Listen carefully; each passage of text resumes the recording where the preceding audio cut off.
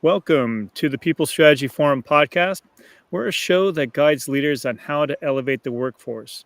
We believe that people are at the heart of successful organizations, and a team member's well being, their rewards, career development, it's all essential to a happy, highly productive workforce. So, this show discusses the practical and effective leadership strategies for top executives, senior professionals, and talent managers. So, first, as we get started here, I would love to introduce you to one of our hosts today, Sumit Singla. And so Sumit is a experienced HR consultant, an international HR consultant, dedicated to helping small and medium-sized enterprises scale up globally with cutting-edge practices and solutions. And then, of course, my name is Sam Reeve. I'm the founder of CompTeam, and I am a global compensation and talent management expert. So I'm glad to be with you here today. So I am out currently in Vancouver Island, doing a little bit of camping, and so with the magic of Starlink, I'm able to join here today. So happy to be here. But I'm very pleased to explore the topic of wellness strategies that can significantly enhance performance. Joining us is Lori Saitz, the CEO and founder of Zen Rabbit. So, Lori is a renowned expert in employee well being, committed to helping high achievers harness mindfulness and find serenity amidst the hustle overall. So, with her deep focus on stress management, meditation, and life balance, she has transformed the lives of many by fostering resilience and clarity, both personally and professionally. Her practical and relatable approaches demystifies mindfulness, making it accessible for all, from novices to seasoned practitioners. Through her innovative programs and workshops, Lori has guided numerous individuals and organizations to re envision their work life dynamics for greater productivity and satisfaction overall. So, today, Lori is going to share with us how integrating wellness into daily routines can drive performance for leaders and also for their teams as well for sustainable success. So, welcome, Lori. I'm glad to have you here today. Thanks so much for having me. I'm excited to be here and have this conversation. Yes, I mean, first of all, as we go through our topic, and as I just as I just realized I wasn't advancing the slides, so that's always rookie mistake. So so here I'm on your bio slides to give our listeners time to digest that overall. But Lori, tell me, in your experience, I mean, how did you get started in this business and helping organizations really harness their well-being and individuals how to harness their or improve their particular situation so that they can give to others? Yeah, my origin story actually starts when I was 10 years old.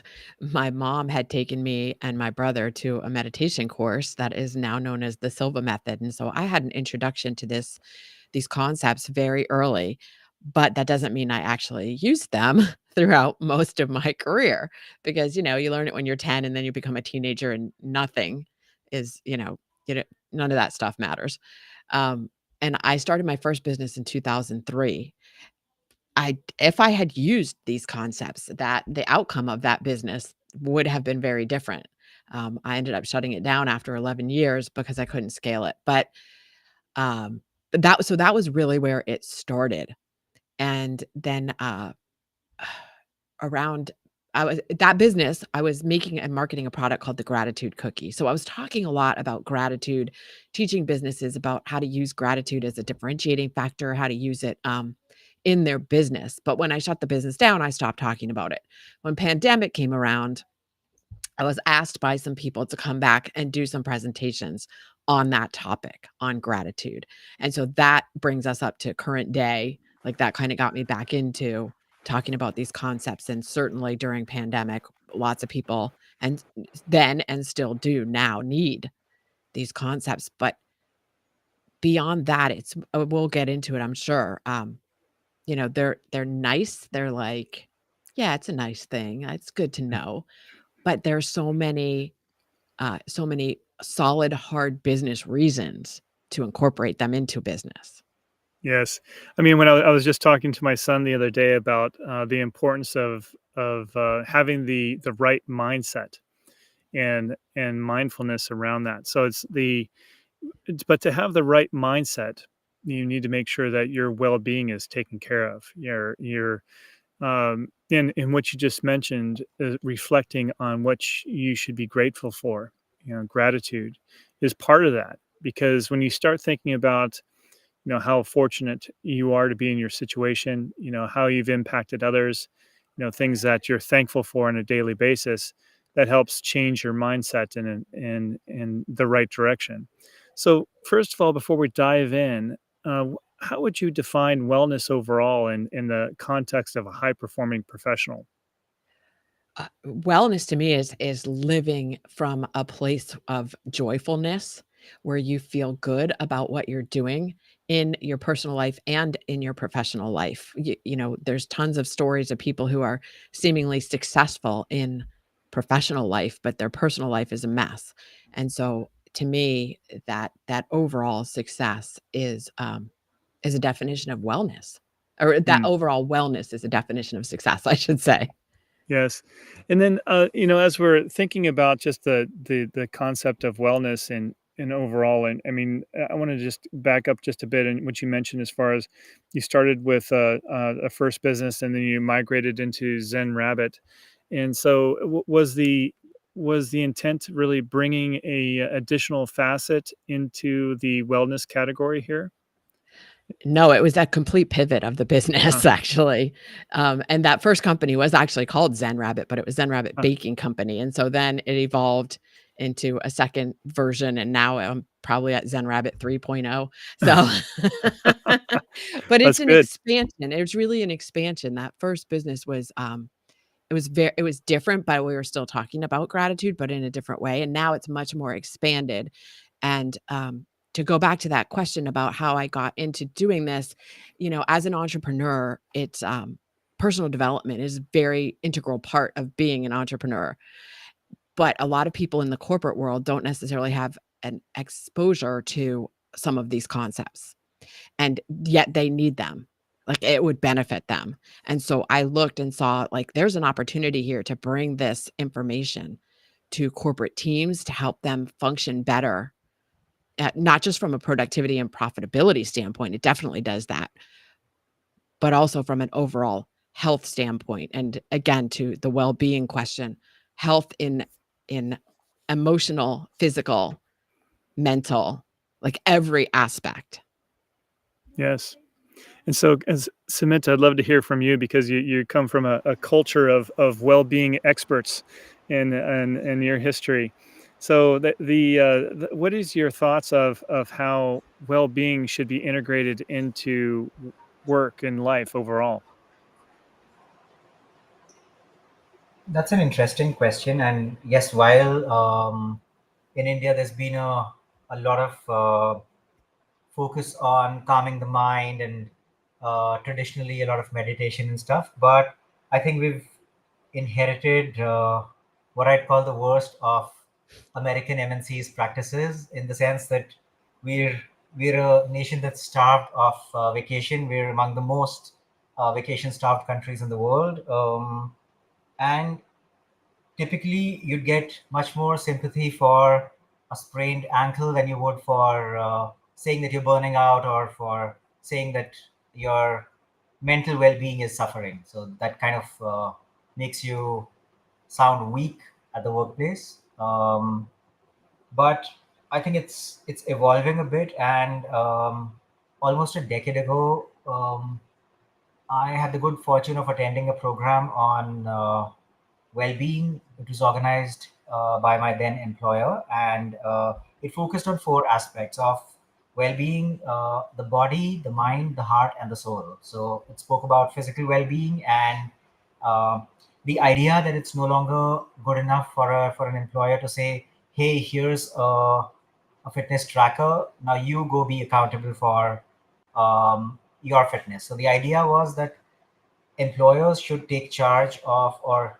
contribute to well-being and not leave it to employees and say that it's all on you. So you need to be mindful, you need to be fit, while we work you for 18 hours and leave you with no time for yourself.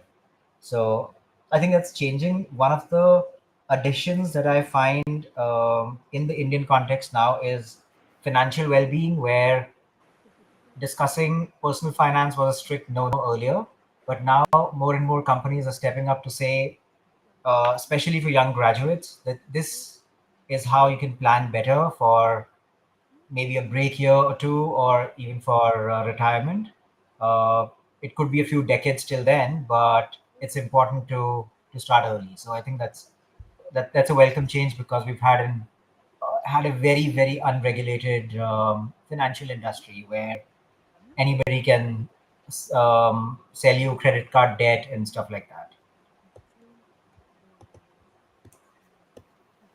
So wellness can come in a lot of different categories, of course, and but as we're thinking, Lori, and how you are coaching leaders on the topic, what is the top thing on their mind when you start your interactions with them? One of the top things on people's minds is engagement.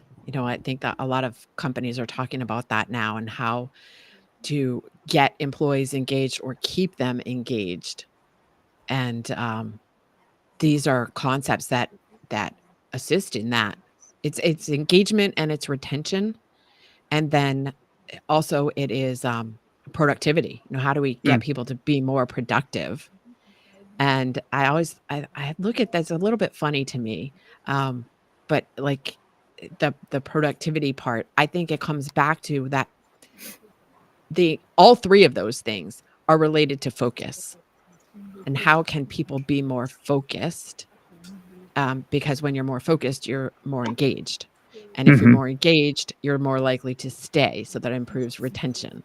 And focus also, of course, is related to productivity. If you can't focus, you're not going to be very productive. And so all of these concepts that I talk about really come down to addressing that ability to focus. I see. And yeah, and I was gonna say, and clear the thoughts in your head. So we were talking earlier about mindset, and I think mindset is a word that gets, a little bit overused, but and sometimes people are like, "What does that really mean?" And so I like using the term mind space. Like, how do you clear that mind space so that you can then be focused on the task at hand instead of still thinking about, maybe the argument you had with your partner last night, or the conversation that you need to have tomorrow with, a difficult conversation that you need to have with a client. How do you clear that and focus on what you're working on right now so that you can be more productive and more engaged? And so, what are the first steps there? I mean, for a leader that has never really experienced uh, mindfulness or an approach to Mhm. really improve their mind space, where should they start? It really starts in finding a way to get grounded and calm. And so, there's sometimes resistance to the term meditation because there's so many myths and misconceptions around that. We can get to those if you'd like. But but starting with, okay, let's do some grounding exercises. Some calming grounding exercises, and they can be done in 90 seconds, 90, a minute and a half to 3 minutes. And it really let's start with breathing. Like, presumably everybody who's listening is breathing. However, maybe not in the way that gives them the full benefit of really oxygenating their blood in their brain. And so sitting or standing, like, whatever, you could be walking, um, and breathing in really deeply into the abdomen, which most people don't do, and especially when you're stressed, your breathing is much more shallow. So starting with, let me focus on my breath for 90 seconds and really focus on taking in a deep breath and letting it all go. And doing that, you could do that when you're in a meeting and your things start getting heated. You could do that when you're sitting at your desk. You could do that when you're out at lunchtime, whatever it is, to just bring everything down, like, calm it all down. Well, it would seem that some of this requires a certain degree of self awareness. understanding, Absolutely. it's like things are getting a little heated here. I notice my breath is shallow, and then you can take action. So is there a way to improve a person's situational awareness? I think, first of all, just saying, "Be aware," like, pointing out that you can be aware, giving people the opportunity to even know that that is a thing. Like, tune in to how you're feeling. When things start getting heated, you are going to automatically, as a human, start breathing more shallowly. So, if you feel like you feel yourself getting a little uptight, catching yourself and going, "Okay, let me just breathe here." And you don't have to, nobody has to notice that you're just taking a few deep breaths, and nobody really cares anyway. But yeah, it becoming more aware of your thoughts, of your emotions, of those feelings that are rising up. That is exactly where it starts, Sam. Yeah. I had just as a leader, and also working with a variety of different executives, and when you talk about pay and people, it can be a pretty stressful situation for um, many leaders out there. And so often, it's just a matter of, hey, I know this discussion that I'm about to get into is going to be, you know, tense, or it could be potentially tense, or there's concerns around this. And so I think that just, doing a little bit of pre-planning and understanding the people and being human about it, understand the emotions that can be part of that discussion is important. Yeah, you just brought up a really good point of when you're getting ready to go into a meeting. And when we talk about calming exercises or meditation or whatever you want to call it, a lot of people ask me when's the best time to do it, like time of day or whatever. And it really is whenever works for you. However, if you want to do it first thing in the morning, you're setting your intention for the day and starting the day properly. At the same, it's not like can only do it once a day. You can do these breathing exercises more than once a day. So as you're getting ready to go into what may be a heated conversation, do them before you go in and get yourself in the right mind space and get yourself prepared. Great advice. And so, I try to do. I'm not a very patient person, I guess you could say. I'm always like, okay, I've done this for 15 seconds, and I need to do the next thing. So I'm all constantly doing one thing and then the next.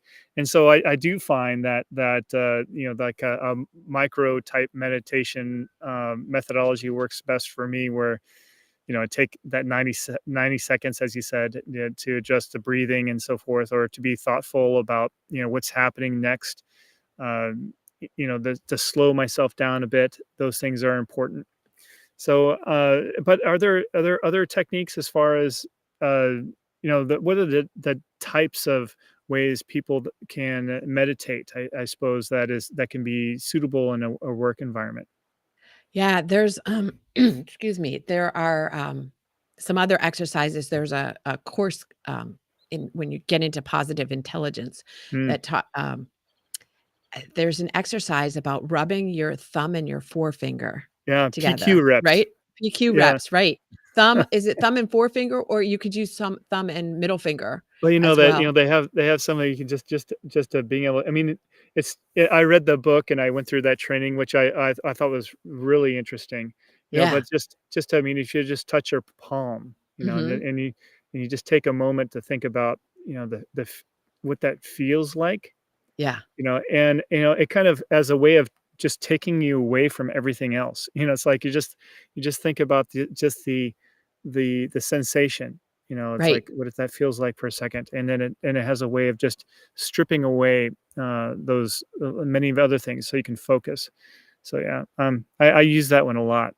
Yeah, yeah, when you're rubbing your thumb and forefinger together, what you're doing is you're attempting, and it takes a little bit to do it before you can actually feel it, but you're feeling those ridges in your fingerprint, Hmm. and you're right, you're refocusing your mind to this very present moment. So you're not thinking about what happened or what could happen, what happened in the past, what could happen in the future, what's happening right now. right now, because that's all you got right now. And people get carried away with these things of thinking about past and present or past and future. And that's where the anxiety comes from. That's where the stress comes from. But when you're in this very, very, very moment, it's not there. Hmm. Right. Is there something that you find, Sumit, that works well for you in being more present, being more mindful? I think just focusing on breathing, of course, it helps, and trying to slow things down. And I mean, it's almost like the point you were making about preparing before entering a high intensity discussion. Um, Almost like sports persons, they focus on wearing a particular shoe or a particular sock first. So there's kind of like a ritual. And I mean, it might sound silly, but one of the things that's helped me slow down and focus on thinking before responding is um, I write a lot of notes, and I write with a fountain pen. So and instead of typing things out real quick, it helps me organize my thoughts before getting into that. Oh, somebody sent me an email. I got to type out a response right away. So, I mean, even in a remote world, it kind of helps in um, probably being a little more intentional and slower than just quickly getting through their inbox or something else. Yes. Another great tool for focus, uh, when you're working or when you just wanna calm yourself down is there's a something called healing frequency music, Mm, and it's music that's created at different frequencies. Each frequency has a related health or focus benefit, but it really almost doesn't matter. It's just it's very calming, so you can find these healing frequency music on YouTube if you just Google healing frequency, or brown noise, white noise. A lot of people have heard of white noise, which is something that's great to fall asleep to or whatever, but there's also brown noise, there's pink noise. They're at different frequency levels, mm, and they can yeah. help you focus. And so again, preparing to go into a situation or just I like to put on healing frequency music when when I'm writing and I need to be focused on what I'm writing. It helps my Yes. brain get into the writing mode. Yes, I've done a bit of research into that. I mean, there's of course there's when we think about our brain waves, we have what is it, alpha, Mhm. delta, beta, theta. These different, Yep. and they're all at different frequencies. And I think that the intent is to harmonize your brainwave, your desired brainwave state with the frequency you're listening to. And so it's a way to kind of tune you in. Now, I've tried that with some limited success here and there, but the thing is that when it's coupled with some of your favorite tunes that help you get in that mindset as well. I mean, it's all uh, nice and wonderful. So it's beautiful stuff if that's the music you like to listen to. So it works one way or the other. Well, so speaking about music and the healing frequency musics tend to be more calming. Yeah. At the same time, a lot of times I recommend to clients that if they have trouble sitting still, to do a meditation or for anything, to focus on creating a proposal, whatever it is, put on your favorite high level energy song. Mm, And, if you can close an office door, you can go somewhere nobody's looking at you, like dance, like get yeah. whatever, like go for a quick run, 3-minute run, whatever it is to get that energy out of your body and then sit. And Right. it helps, to find calm once you can get, like, that extra energy out. It's Great advice. I love not that. just for kids, right? You send kids out to, like, run off the extra energy, but as adults, we still have that.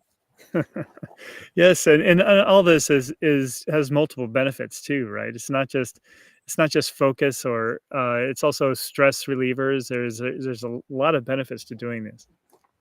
Yeah, and there's a lot of science and research behind it too. We're not just talking because, "Oh, yeah, this makes like, it sounds like it might make sense." There's a ton of science and research behind how meditation changes rewires your brain, Yeah. so, to help you be more focused, and, and gratitude as well, like tons of science and research behind it. So yeah, we're talking about it and it all sounds nice, and there's actual supporting research. Right. Well, as you talk to leaders about this methodology and the importance of this, what is some of the pushback you hear or fears or misconceptions about mindfulness and meditation, and how do you overcome that? Oh, one of the funniest parts to me that people think is like, well, wait, okay, but this sounds too easy. Like, Mm, that's it? This is so simple. Yeah, it is. So, Sam, you and I were talking before we started the live stream about how people, humans, we want to overcomplicate things. Like, oh, yeah. can't you give me 17 more steps that I can forget and or implement 12 of them and forget the other 5 and then wonder why it doesn't work? No, it doesn't have to be like that. Just it is really this simple of just focusing on breathing before you sit and work on something, or before you go into a meeting that could be stressful, or yeah, it is very simple. The challenge is doing it, implementing Okay. it. And so I would invite listeners to commit to doing 7 days of some kind of breathing, a 3-minute breathing exercise in the morning before you sit down at your desk. What 7 days. See how it works. Commit to 7 days. And, if after 7 days you're like, this definitely is not working for me, you can either commit to another 7 days and see, or you can say, all right, not doing this. But my Mhm. guess is that you are going to see a difference. Right. And not everything works for everyone, right? So there's it doesn't mean that the whole idea is bad. There's different Right. techniques. Oh, right, and when I'm talking to people about this whole concept of meditation, and they're like, "Oh, well, meditation doesn't work for me because," and they have a whole litany of reasons why it doesn't work. It's that same thing. Okay, well, how can there's so many different ways to meditate. Yeah. It's not just sitting on a mat for, 3 hours a day, cross-legged with no thoughts going through your head. That's not that's not it. Mhm. Um, but can you go what other ways can you find a way to, because really what meditation is it's quieting your mind, quieting those thoughts in your head so that you can relax, so that you can clear all the mental chatter and Mhm. get to hear what is your inner voice telling you, whether you want to call that intuition or inner truth or whatever term you apply to it. Getting quiet enough to calm everything down and to hear that, that's really what meditation is about. It's not Yes. about how you do it. Well, let's apply this to people as a leader. So let's just talk about a scenario. So the scenario is this: you're a leader of a team, a high performing team, but then you notice that one of your team members is starting to become disruptive. They are stressed. Something is bothering them.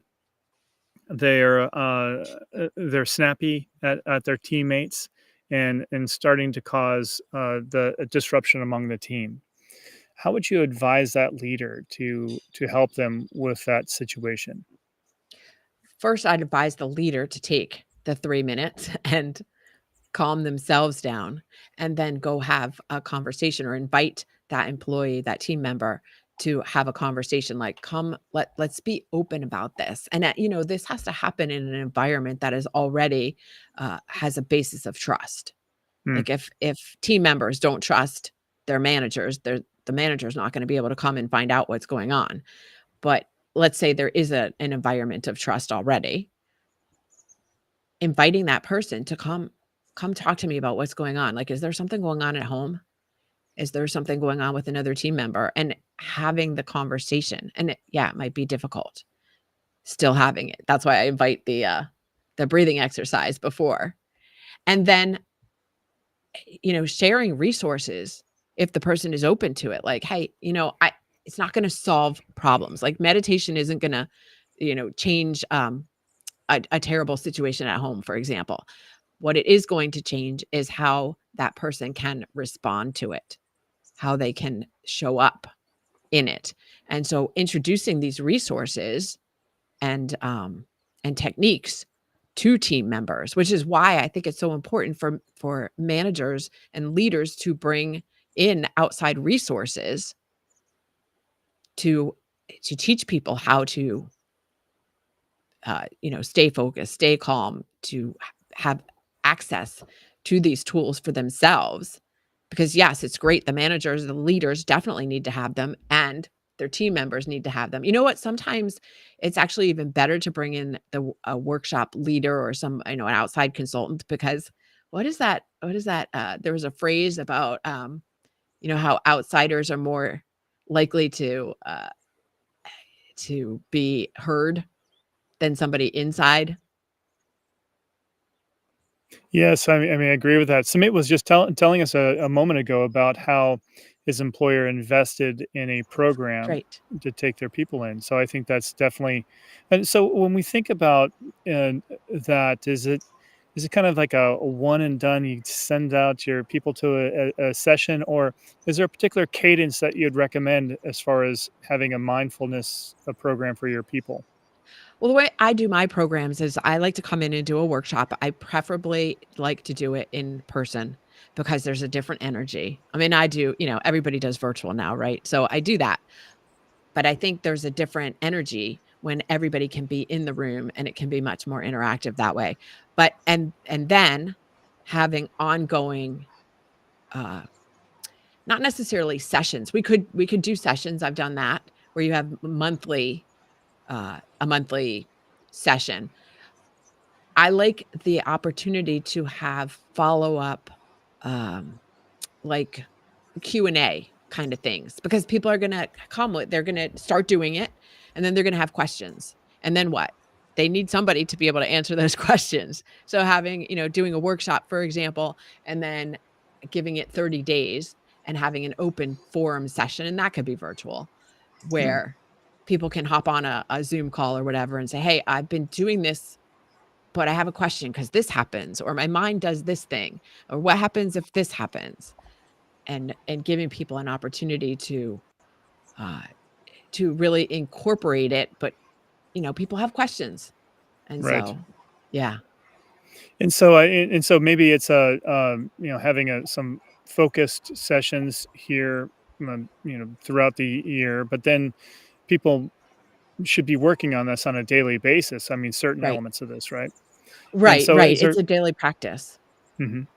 And then is there a certain regimen that you would recommend as a daily practice? I mean, you mentioned that this works best in the morning when to kind of set you up for success throughout the day. Yeah, I wouldn't say it works best. I think, again, it's what works for you.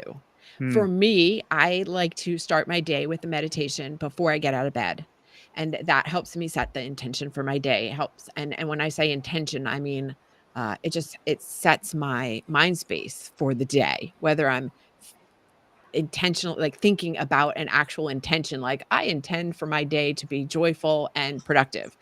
There's that. Or there's the less specific of, I am just starting my day calm and grounded.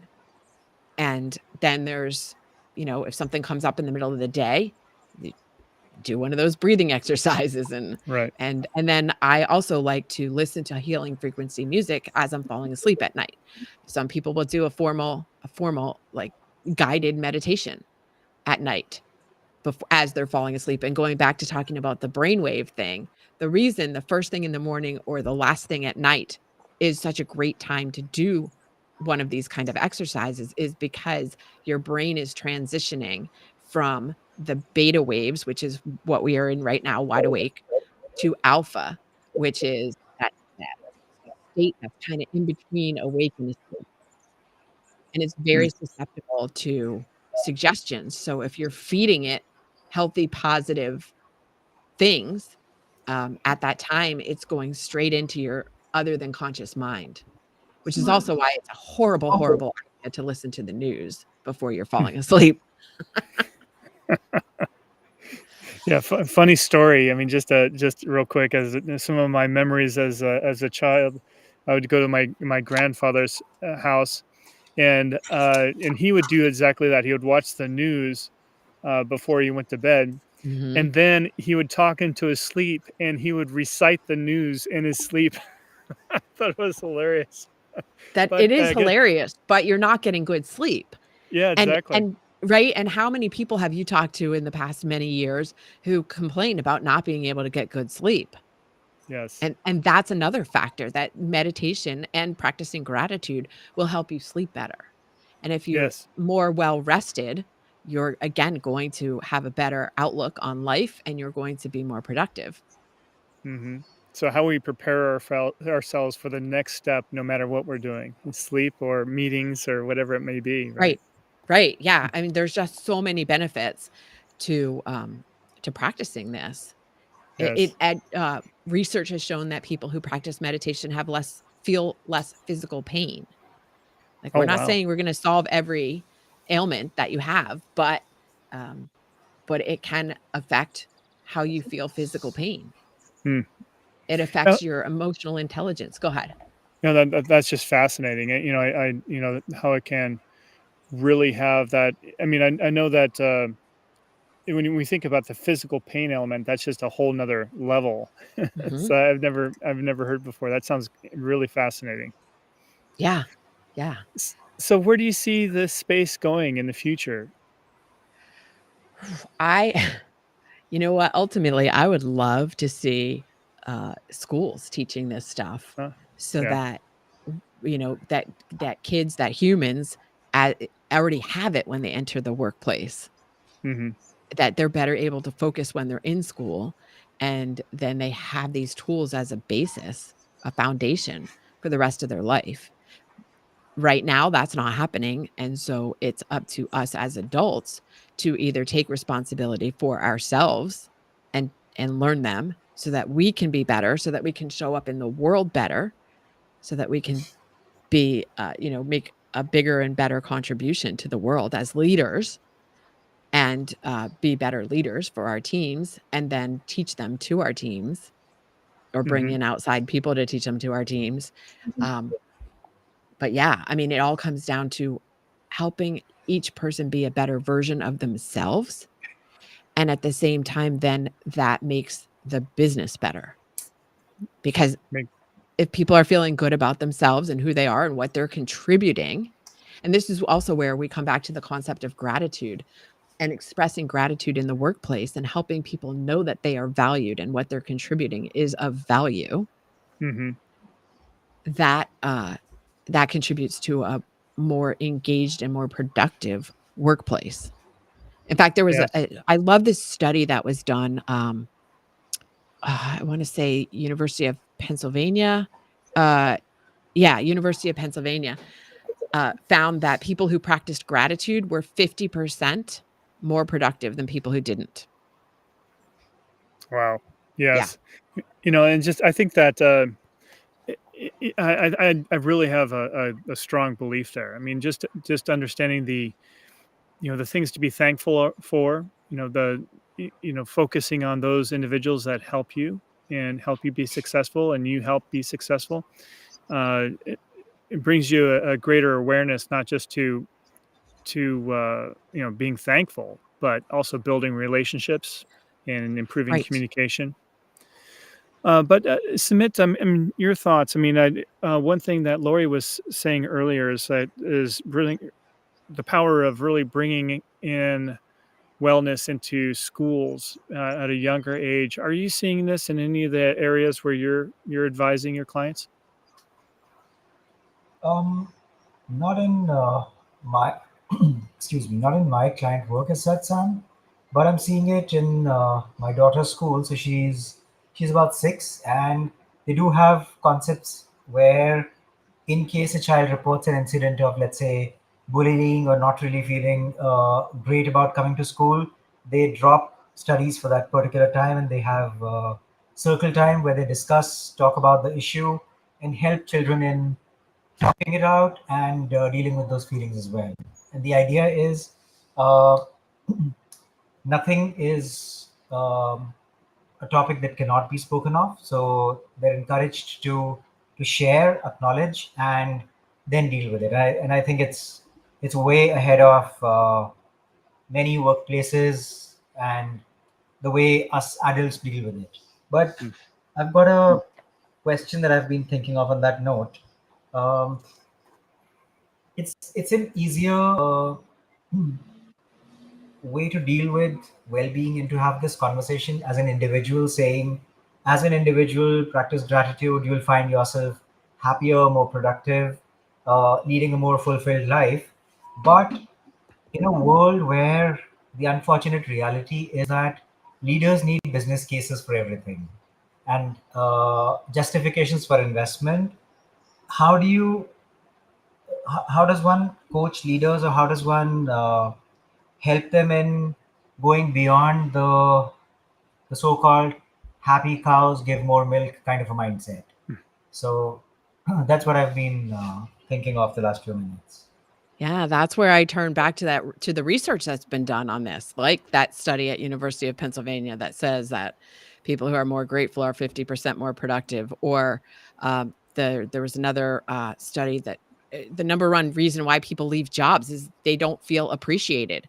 So sharing gratitude with, or expressing appreciation for your team people makes them feel more valued and more likely to stay. I always think about this story. When I was in college, I was a communications major. Communications majors do not get paid for internships. So I was doing an unpaid internship at a marketing communications agency. And every one of the days that I was there, before I left, after stuffing envelopes or something like that, I the one of the principals of the agency would say, "Lori, great work today. I really appreciate you being here. It was, we really needed your help." That made me feel so good. And here I Yeah. am all of these years later telling you this story because that's the impact it made. I wasn't getting paid, but he was making me feel like I was still doing something important. Recognition. As I tell my Recognition, and it clients, costs nothing. I know, and for some reason, it's so hard for humans to do. It is This hard, and one of the things that one of the reasons why is because, going back to people feel like maybe it will make them look weak. uh, At the same time, no one has ever the recipients do not feel that way. yeah, Like, the giver, before they give it, feel like, "I don't know, it seems kinda awkward, and maybe they won't maybe it won't be received well." But in every single case, it is received well, and so it disproves their theory that it makes them seem weak. yes. Yeah, I think there's a That's lot of fears that oh, go ahead, Sumit. What were you gonna say there? right. I was saying that that's an interesting point because I do see leaders with that mindset of these three things are in their job description. They're getting paid for doing them. Why do I need to go there and say thanks? Mm, Because they're It should human. be obvious. Because we are humans, and humans need that reinforcement and that recognition, and that's really what it comes down to. Yes, you're getting paid for it. If you're working, you're getting paid for it, but it it's that added layer of humanizing, and Yes. that's what drives engagement and retention. I mean, again, this is so simple, but people think it has to be more complicated, or that's yeah, that makes that can't be a thing. Like, it is a right. thing. We're human. We can't overcome that. We are never going to be computers. As much as we wanna, like, think we can, um, not have emotions at work, we are. We're human. We are still going to have them, and we're still going to have that need for recognition and acknowledgement that our work is valuable. That's what it comes Agreed. down to. So anybody who's a leader who doesn't want to give that is going to have an issue with retention. Agreed. For sure. So as we get to the end of our discussion here, Lori, there's you mentioned a couple of things as far as tools out there. There's positive intelligence. I mean, they have an app technology or application that you can use. Mhm. Are there other pieces of technology out there that can help with wellness and mindfulness that you would recommend to leaders? Absolutely. There's an app called, well, there's a lot of apps, but the one I always recommend is called Insight Timer. Insight Timer, the app, it's a free app. There's a paid version, but I only use the free because there's so much available just through the free version. And when you download it to your phone, it's like a little Tibetan bowl, like a Tibetan brass bowl. That's what it looks like. Yeah. I freaking love Insight Timer because it's got guided meditations, it's got the healing frequency music, it's got music if you want to just sit and think on your own without a guided meditation, like, and you can divide it up into, I have 5 minutes, I have 20 minutes, whatever it is. I love that app, and I have no association, like I'm not even an affiliate. I don't even think they have affiliate, but anyway, I just love it. Clearly I'm getting all excited about it. Yes. But I love that one. There are lots of healing frequency music and brown noise, white noise, pink noise on YouTube. Again, free. So this is so simple. Yes. Yeah. Thank you.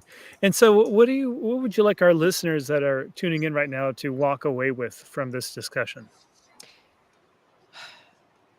That I think it is every one of our own responsibilities to find a way to calm and ground ourselves. Living in like high stress, regardless of what your circumstance is. I'm not saying you're going to change your job environment, but you can change how you respond to it.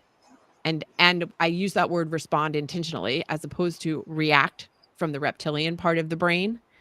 And that's under your control to be able to control that and to control how you respond and react. And when you are practicing gratitude and meditation, you are literally changing how your brain is wired. And the more you practice it, the more you will remain calm no matter what is happening around you. This is not about changing outside circumstances. It's about changing you and your response to them. And that is within everybody's control individually. Thanks, Lori. And so for our listeners that would love to just talk to you and learn more about this topic, I mean, how did they get a hold of you? I spend lots of time on LinkedIn. So reach out, connect with me on LinkedIn. Tell me that you heard me on the People Strategy Forum. Or you can go through my website, which is zenrabbit.com. Great. Well, it's been wonderful talking to you about this topic. And I mean, hopefully this is, we have some people that are listening in on this that will take mindfulness and wellness seriously in their lives, and also leaders that will encourage their teams to adapt the same. So thank you so much for your knowledge today. My pleasure to be here. Thanks for having me. All right. Well, take care, everyone, and we'll see you next week on the People Strategy.